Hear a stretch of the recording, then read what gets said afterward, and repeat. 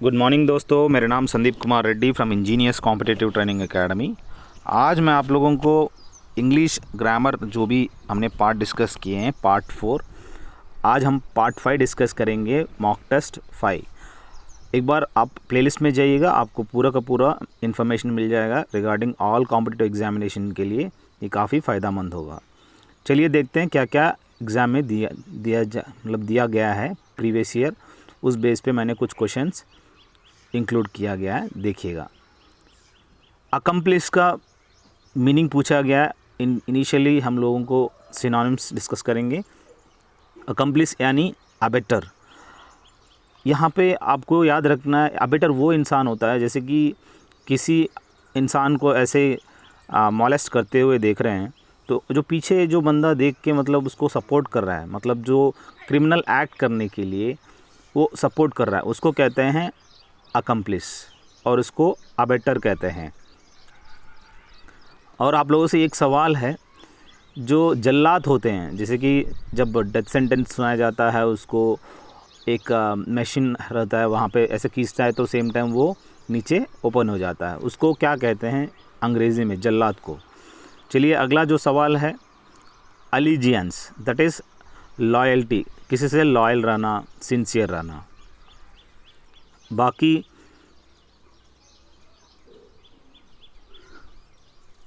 एनिमिटी, दुश्मनी, सेटिस्फैक्टरी अलग चीज़ है। डिसअफेक्शन अफेक्शन नहीं है। हॉस्टाइल मतलब एनिमिटी है, हो सकता है। रिपल्सिव मतलब रिपलेंट, आप जानते हैं। Like poles repel each other, वही show test for the magnetism है। अगर मैग्नेट को एक दूसरे को, अगर ये मैग्नेट है आइडेंटिफाई करने के लिए आपको नॉर्थ पोल पास लाना पड़ता है, तभी वो मैग्नेट कह सकते हैं। तो रिपलेंट मतलब रिपल्सिव। बाकी प्लेजेंट आप जानते हैं। फ्रस्ट्रेटिंग भी जानते हैं, गुस्सा हो जाना, चिड़चिड़पन। एडमायरेबल भी आप जानते हैं। इम्पोस्टर यानी जो बंदा एक्चुअल में है वो दिखाता नहीं है। हाथी के दांत कुछ और दिखाने का कुछ और। ऐसे ही इंसान को अपना अलग अलग इम्पोस्टर्स होते हैं। अपने जो पसंदीदा लोगों से अच्छे तरह से बिहेव करता है, और जिससे खुंदस खाया बैठा रहता है उनसे थोड़ा सा गुस्से में रहता है, और उसको बोलते हैं चीटिंग। पेनफुल अलग चीज़ है।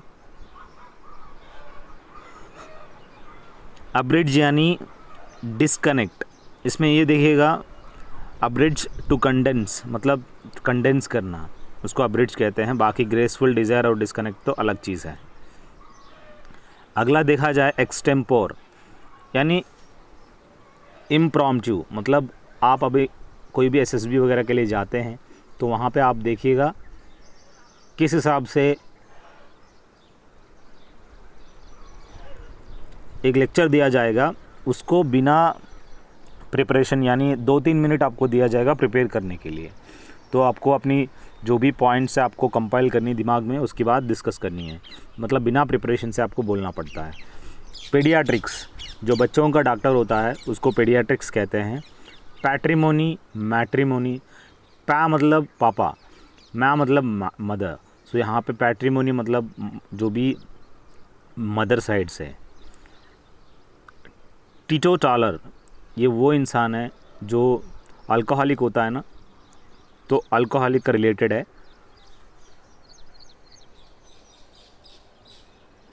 टीटोटालर और अल्कोहलिक में क्या डिफरेंस है, आप लोग मुझे मैसेज करिएगा, कमेंट करिएगा।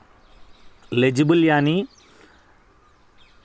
जो पढ़ सकते हैं, मतलब जिस हिसाब से देखा जाए कुछ लोग अपनी हैंडराइटिंग पढ़ नहीं पाते हैं, उसको इलेजिबल कहते हैं।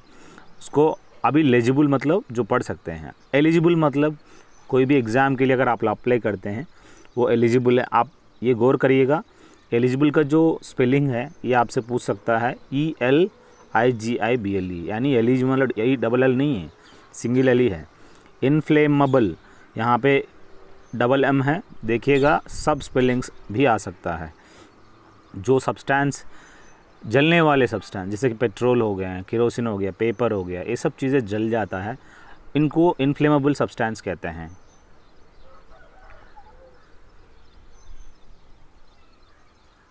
अपियरी और अवियरी। अपियरी यानी आप जानते हैं जो हनी बीस होते हैं उनको फार्मिंग करते हैं, उसको अपियरी कहते हैं। अवियरी वो चीज़ है जो बर्ड्स के बारे में डिस्कस किया जाए। क्लास्ट्रोफोबिया, क्लास्ट्रो मतलब एनक्लोज्ड स्पेसेस कहते हैं, और उन एनक्लोज्ड स्पेसेस से डर लगता है उसको क्लास्ट्रोफोबिया कहते हैं। आप लोग मुझे ये बताइए जो क्राउड से डर लगता है उनको क्या कहते हैं, आप कमेंट सेक्शन में कमेंट करिए। और फैटलिस्ट यानी पेसिमिस्ट टाइप के हैं, और साइनिक कह सकते हो, जब भी देखो नेगेटिव चीज़ें बात करता है, नेगेटिव वाइब्स होते हैं। स्टोइक मतलब टॉलरेंट, बहुत ही पेशेंस के साथ। पॉलीएंड्री मतलब पॉलीगमी, पॉलीएंड्री। यहाँ पे आप लोगों को याद रखिएगा, पॉलीएंड्री औरत को कहते हैं जिन औरत को मोर देन वन हस्बैंड,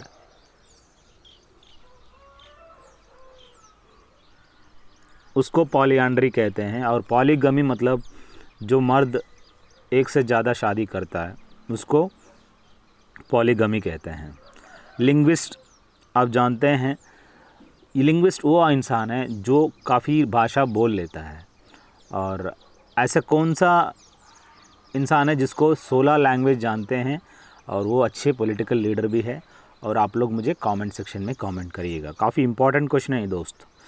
अगला यहाँ पे पॉलीग्लॉट भी वही जो बोलता है उन्हीं को पॉलीग्लॉट कहते हैं, लिंग्विस्ट कहते हैं। और जिसको ज़्यादा लैंग्वेज जानता है लिखना उसको क्या कहते हैं, आप लोग मुझे कमेंट करके बताइएगा। मैन्युस्क्रिप्ट, मैं खुद जो लिखता हूँ, मैथमेटिक्स जो करता हूँ, वो सब चीज़ें मैन्युस्क्रिप्ट है, खुद मैं मैन्युस्क्रिप्ट किया। अगर कोई ऑटोबायोग्राफी लिख रहा है, अगर हाथ से लिख रहा है तो वो मैन्युस्क्रिप्ट है। ऑमनीपोटेंट मतलब जिनका ज़्यादा पावरफुल है, omni who is more powerful. Omniscient मतलब जो सब कुछ जानता है, और ऑमनी प्रेजेंट मतलब वो हर जगह आपको दिखता है, वो है भगवान ऑलमाइटी। ट्रांसपेरेंट मतलब जो दिखता है।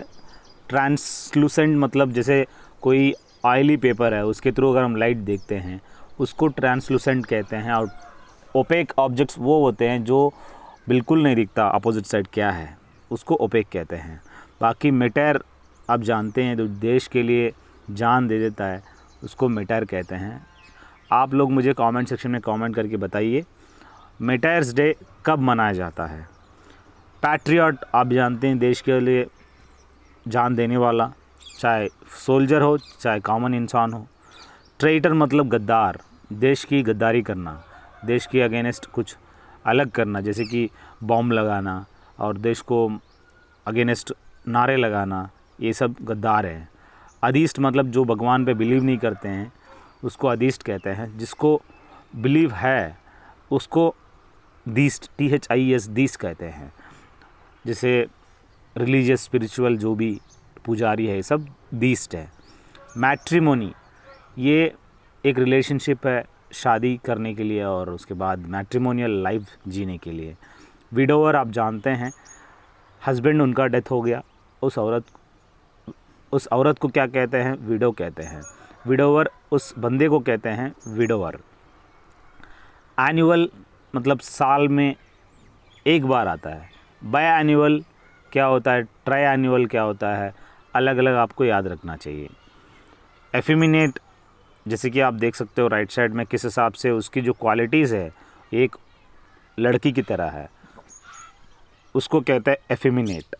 और वेटरन मतलब जैसे कि मैं आज नेवी से वॉलंटरी रिटायरमेंट लिया हुआ है और थोड़ा बहुत एक्सपीरियंस नेवी में से गेन किया जो भी मैं आज के टाइम पे अपलोड कर रहा हूँ ये सब चीज़ें कुछ एक्सपीरियंस है। So I am the naval veteran कह सकते हो। अगला वन वर्ड सब्स्टिट्यूशन के हिसाब से देखा जाए, one who abandons his religious faith, जो रिलीजियस फेथ होते हैं उसको अबैंडन करते हैं उसको कहते हैं अपोस्टेट। अरिस्टोक्रेसी क्या है आप मुझे कमेंट सेक्शन में कमेंट करके बताइएगा। और आर्बिट्रेटर वो इंसान है जो एक दूसरे के पार्टी के बीच में जिसकी सेटलमेंट करते हैं उसको आर्बिट्रेटर कहते हैं। एक्वेटिक मतलब पानी के एक्वेटिक एनिमल्स यानी जो पानी में रहते हुए उस एनिमल्स को कहते हैं। यहाँ पे आप देख सकते हो aristocracy government by the nobles दिया गया है। आप मुझे प्लूटोक्रेसी बताइएगा, what exactly the meaning of plutocracy. अगला, the study of all heavenly bodies and the earth in relation to them. ये आपको याद रखना चाहिए, जो भी हेवनली बॉडीज़ है, सूरज हो गया, प्लैनेट जितने भी हैं, सेलेस्टियल जितने भी प्लैनेट्स हैं, सेलेस्टियल बॉडीज़ कह सकते हो, उनके कंसर्निंग जो स्टडी होता है उसको कहते हैं एस्ट्रोनॉमी। बाकी पामिस्ट्री मतलब हाथ देख के बोलने वाला पामिस्ट कहते हैं, और पामिस्ट्री उसी का साइंस है।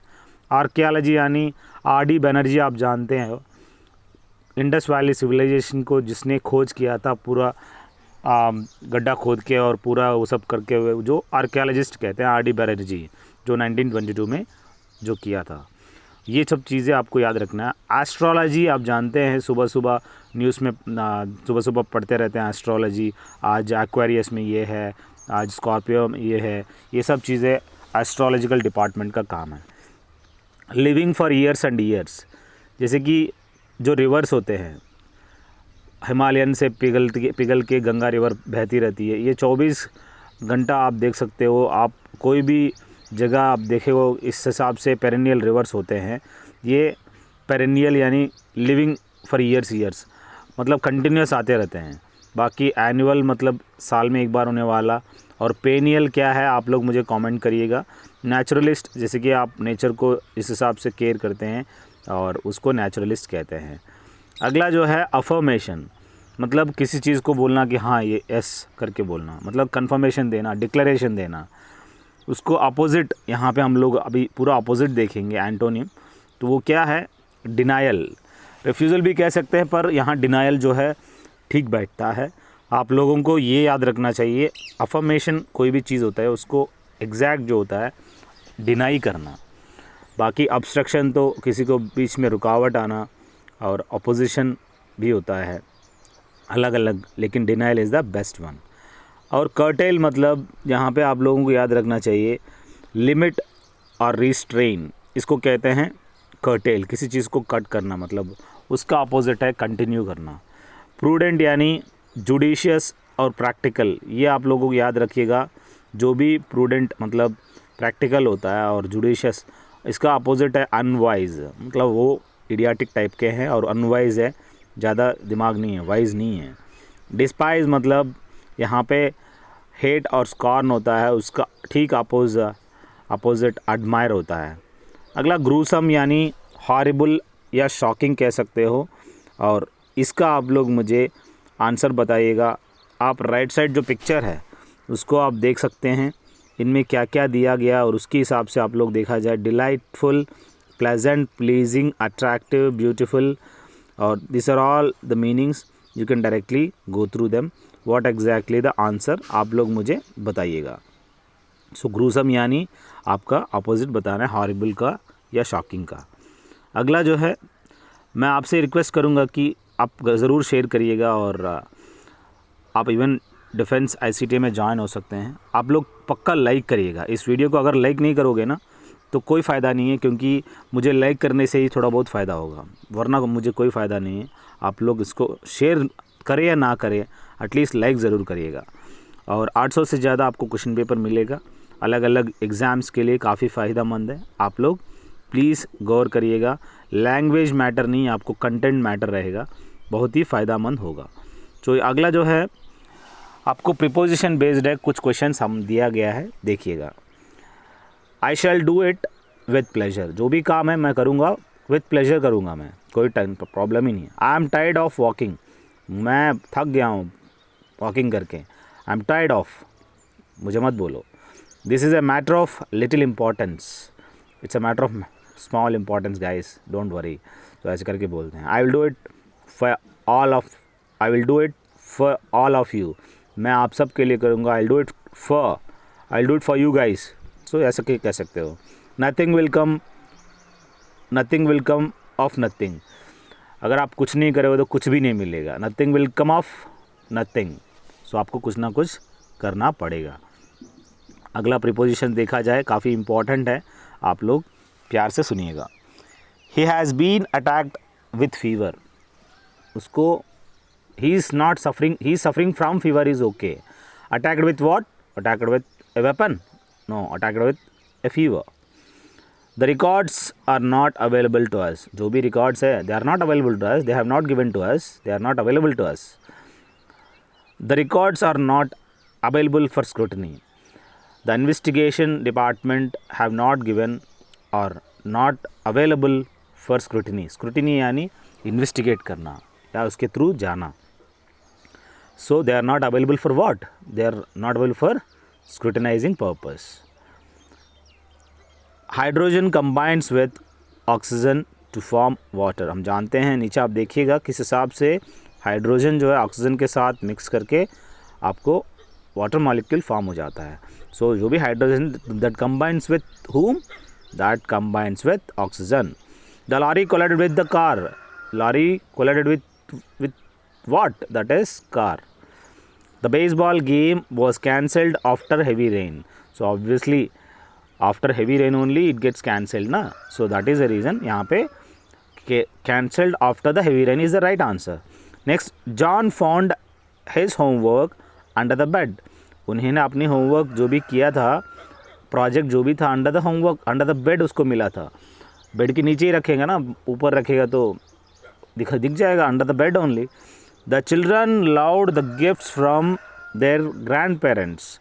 जो भी grandparents from their grandparents उसको जो गिफ्ट मिला था उसको अच्छा लग रहा है. He succeeded with a little help. जो भी he succeeded with how much help? With the small little help. Next हम लोग आर्टिकल्स देखा जाए. आर्टिकल्स काफ़ी इंपॉर्टेंट हैं. स्पेन इज़, यहाँ पे आप लोगों को याद रखना चाहिए यू, मैंने बताया था वाई यू प्रोनाउंसिएशन जो भी होता है उस हिसाब से यूनिवर्सिटी हो गया, यूरोपियन हो गया, ये सब चीज़ें. स्पेन इज़ ये यूरोपियन कंट्री. सो यहाँ पे यू साउंड आ गया तो आप ये यूज़ करनी चाहिए instead of an. I will come in an hour. यहाँ पे देखा आप लोगों को बताया ऑनरेबल, हॉनरेबल थोड़ी बोलोगे आप, ऑनरेबल आर तो आ साउंड आनी चाहिए तभी जाके आपको आर्टिकल्स यहाँ पे ये यूज़ नहीं कर सकते, आपको डायरेक्टली एन यूज़ कर सकते हैं. I will come in an hour. I never saw such an incident. यहाँ पे देखिएगा a incident, incident, so that an incident is the correct one. कुछ ही जगह है आर है और यहाँ पे यूनिवर्सिटी है जहाँ पे आप कंफ्यूज हो सकते हैं. आप लोग गौर करिए इस पे. अगर आपको ज़्यादा आपको सीखनी है पक्का प्लेलिस्ट में जाइए, आपको धुआंधार आपको मिल जाएगा पूरा का पूरा knowledge of articles. This is the exercise to test the knowledge in English. ये वो एक्सरसाइज है the knowledge in English check करने के लिए. तो यहाँ ज़रूरी है दिस इज़ द एक्सरसाइज, यही एक्सरसाइज है आपका test the knowledge in English. I went to hospital to see the patient. यहाँ आप देखेंगे हॉस्पिटल में डॉक्टर जा रही है, उन्होंने ये कहा कि I went to hospital to see the patient, to see a patient. ये कह सकते हो to see the heart attack patient, that is different case. You are specifically mentioning I went to the hospital to give the food. यहाँ the use कर सकते हैं, मतलब मैं थोड़ी पेशेंट देखने के लिए गया, टू गिव द फूड गया. मैं I went to the hospital to give the food, that is correct. But I went to hospital to see a patient is also correct.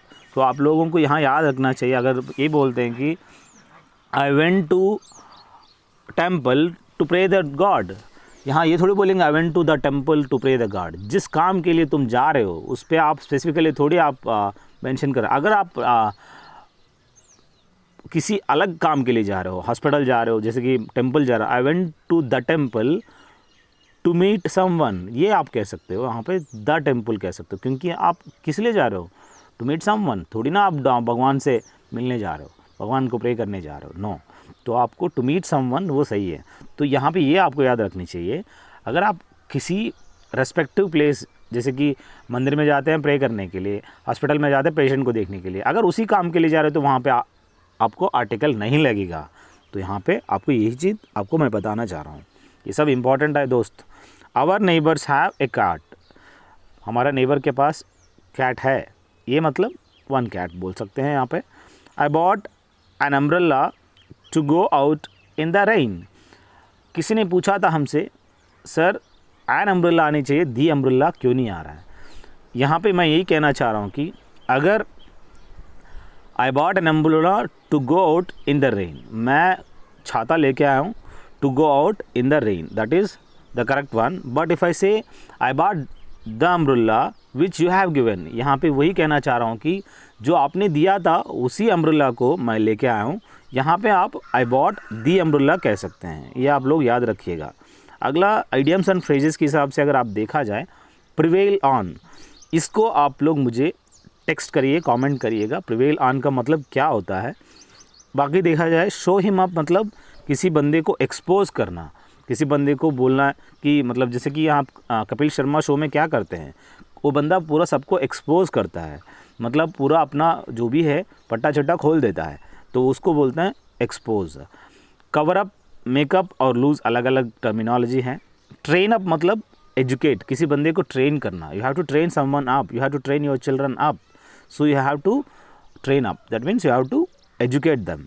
Well off वो चीज़ है, comfortable मतलब होता है, comfortable यानी feel free, independent, whatever you want you can do. Well off. Stand by मतलब our parents are stand by to me in supporting all this whatever activities, they are always beside me, they are beside me in helping me in doing my successful life, so stand by means support।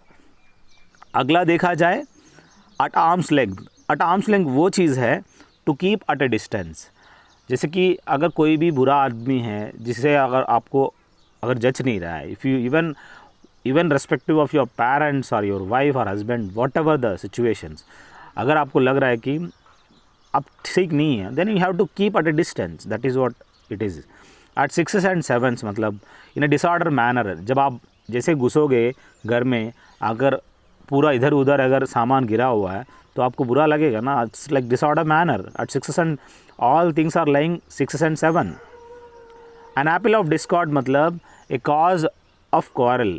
अब देखा जाए कुछ states है जो India अपना पाकिस्तान और India के बीच में, जम्मू एंड कश्मीर जो है, always an apple of discord कह सकते हैं। अल्फ़ा एंड ओमेगा मतलब from the beginning to the end, इसको कहते हैं alpha and omega. At once bake and call मतलब एट वंस सर्विस कह सकते हो। आप कोई भी ऑर्डर दो, बॉस कोई भी ऑर्डर देता है, he the assistant will be always at once bake and call कह सकते हो, will be always at one service कह सकते हो। Add fuel to the fire यानी टू अग्रवेट द सिचुएशन, अगर कोई भी प्रॉब्लम हो रहा है उसमें आप जाके और उसको प्रॉब्लम कर देना, उसको बोलते हैं add fuel to the fire कह सकते हो। अगला ए बोन ऑफ कंटेंशन मतलब ए सोर्स ऑफ क्वारल, इसको कहते हैं a bone of contention. To burn one's boats मतलब to go back on a decision, इसको कहते हैं to burn one's boat. To burn candle at both ends मतलब to waste lavishly कहते हैं इसको, to burn candle at both ends मतलब दोनों तरफ आप आग लगाओगे क्या होगा, जल्दी ख़त्म हो जाएगा, तुम दोबारा वेस्ट कर रहे हो तुम। अगले यहाँ पे देखिएगा, अक्लीस हील। आप जानते हैं अक्लीस, एक जिसने भी मूवी ट्रॉय देखा है उनके अंदर एक हीरो अक्लीस रहता है। उस हीरो का नाम आप लोग मुझे कमेंट करिएगा किस उसका नाम क्या है, उस ट्रॉय मूवी का हीरो। और उसका बहुत ही ज़्यादा स्ट्रेंथ है अपनी लेग्स में और बहुत ही फास्ट है वो। पर उसकी माँ जब उसको उल्टा करके उसको डुबाती है उस नदी में, सिर्फ ये पोर्शन को पकड़ी रहती है और उस पोर्शन उसको पानी में नहीं जाता, और इसीलिए वो बंदा जो है बहुत ही वीक रहता है उस पोर्शन में। और उसको नज़र रखते हुए और लोगों को पता है कि वो उसका वीक स्पॉट है, तो लास्ट में उसको उसी स्पॉट्स में वो क्या करता है, वो तीर मारता है, जिसकी वजह से उसका जो हील है वो बहुत ही सेंसिटिव है, उसके बाद वो मर जाता है, तो उसको बोलते हैं वीक स्पॉट कह सकते हो। Add fuel to the fire मतलब उसी को जो भी अग्रेसिव सिचुएशन को और अग्रेसिव करना। ऑल ईयर्स मतलब eager to listen. So here you said you had something important to me, I am all ears मतलब मैं तैयार हूँ, I am ready to hear whatever you say. At the end of your rope मतलब at the end of your ability और patience to do something. I have tried everything but nothing worked, I am at the end of my रोप, मतलब अभी मैं कुछ नहीं कर सकता हूँ। Eight the end of your ability और पेशेंस टू डू समथिंग, मैं कुछ नहीं कर सकता हूँ, मैं थक गया हूँ। So at the end of the rope कह सकते हो उस चीज़ को। इस हिसाब से आप लोग मुझे देखिएगा, काफ़ी इम्पॉर्टेंट है। और हर वीडियो आप देखिएगा, ऐसे ही पिक्चराइज्ड मैंने दिया हुआ है। साइकियाट्री यानी आप जानते हो जो भी साइकियाट्रिक होते हैं उसका ह्यूमन साइकोलॉजिकल प्रॉब्लम को डील करने की जो साइंस है उसको साइकियाट्रिक कहते हैं। अभी इसके बारे में स्पेलिंग चेक आ सकता है, किस हिसाब से स्पेलिंग चेक कहाँ कहाँ प्रॉब्लम हो सकता है आप देखिएगा। साइकियाट्री यानी पी आता है, ये आप याद रखिएगा। टॉलमी है जो जियोसेंट्रिक थ्योरी बताया, उन्होंने भी पीटी स्टार्ट होता है। और रिलीज़ है, रिलीज़ यानी यहाँ पे RELEASE, रिलीजिंग, छोड़ना किसी को। सैनिटरी, जैसे कि आप देखते हो राइट साइड में सैनिटरी फिक्चर्स कैसे कमोड हो गए हैं, ये सब चीज़ें, वॉश बेसिन हो गया, ये सब चीज़ें सैनिटरी फिक्चर्स है। रिडिक्यूलस यानी अनरीजनेबल या सिली कह सकते हो, यहाँ RE नहीं RI है, RIDICULUS, ये अनरीजनेबली सिली है। और एक्टिव वॉइस पैसिव वॉइस आप लोगों को याद रखनी है। ये एक्टिव वॉइस जो है, the teacher was pleased with the boys work, यहाँ पे वॉज प्लीज्ड है तो आपको ये गौर करिएगा।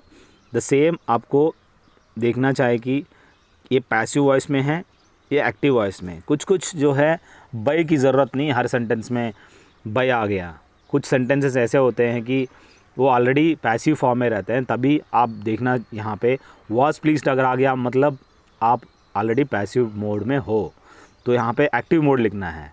The boys work pleased the teacher, ये इसका एक्चुअल एक्टिव वॉइस है। अगला, our task had been completed before sunset, sorry for an, our task had been completed before sunset, यहाँ पे हैड बीन कंप्लीटेड आ चुका है, इसका मतलब ये पैसिव वॉइस में है। So we had completed our task before sunset is active voice, याद करिएगा। अगर वो पैसिव वॉइस में है आपको ऑपोजिट ऑब्वियसली एक्टिव वॉइस में लिखना है। ये थोड़ी ना हर चीज़ को पैसिव वॉइस लिखते जाओगे, इसको कभी नहीं लिख सकते। और जो ऑलरेडी पैसिव वॉइस में है उसी को पैसिव वॉइस लिखोगे तो क्या मार्क्स मिलेगा, तो गौर करिएगा, अंधेधुंध लिखिएगा नहीं। अगला, the boy laughed at the beggar, किस पर लाफ किया है, लाफ्ड एट हुम, लाफ्ड एट द बेगर, देखिएगा ये एट जो है आ सकता है आपको प्रीपोजिशंस में।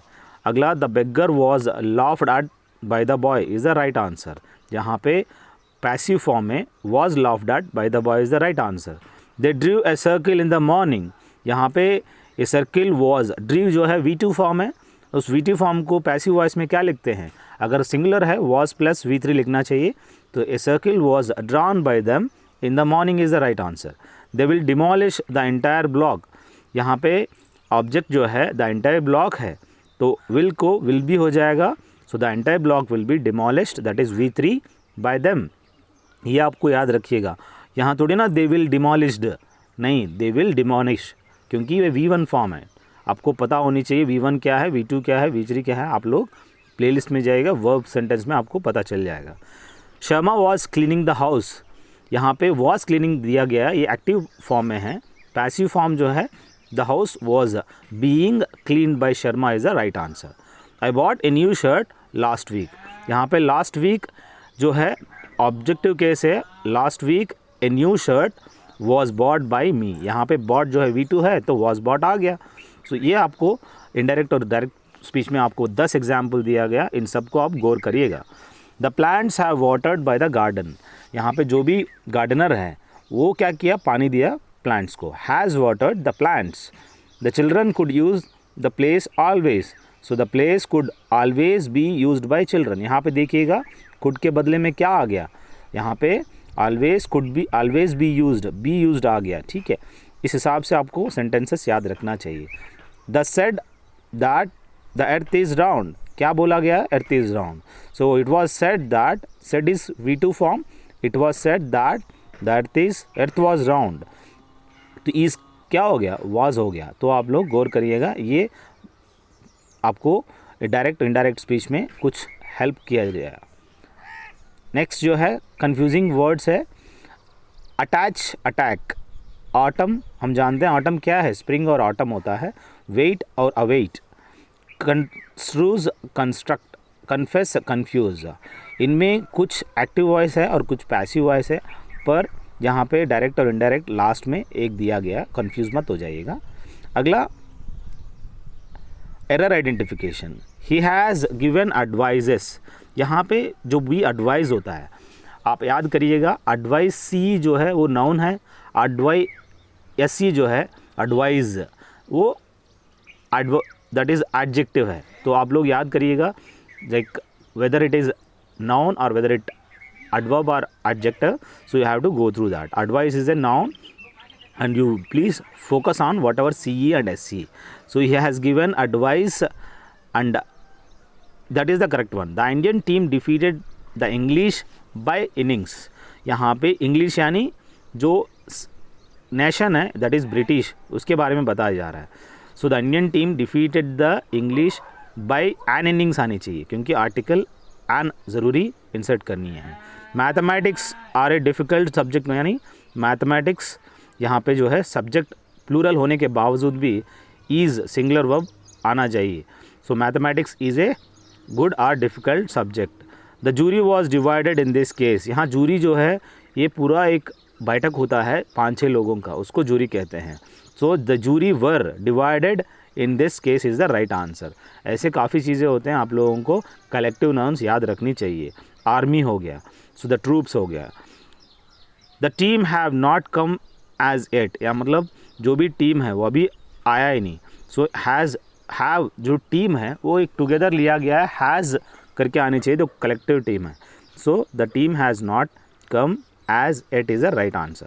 सो ये मेरा मोबाइल नंबर है 7666730252, आप लोग कॉल कर सकते हैं अगर आपको जीके और जीएस 2100 PDF चाहिए तो। Thank you guys, have a good day, have a great life.